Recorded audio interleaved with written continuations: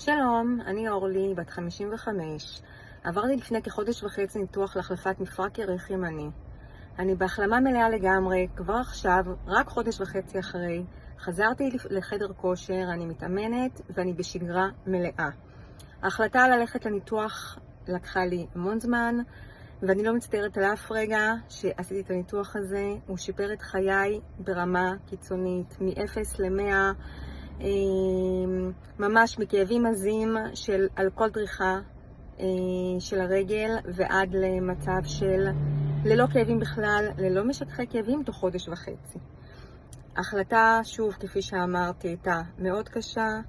הרופאים שהתייעצתי איתם, 4 רופאים במספר, אמרו שאין ברירה, צריך ניתוח. עדיין לקח לי זמן, ובחרתי בדוקטור הלר שהסביר לי על מהלך הניתוח בצורה מאוד ברורה ובשפה שיכולתי להבין, בנעימות, והחיבור איתו היה מדהים מהרגע הראשון. אני כל כך מרוצה, כל כך מאושרת, החיים שלי חזרו, אני מרגישה אנרגטית שוב.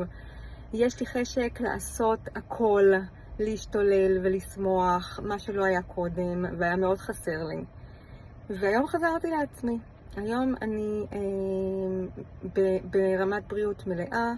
הניתוח שהיה פחות משעה פשוט שינה את חיי. מומלץ מאוד.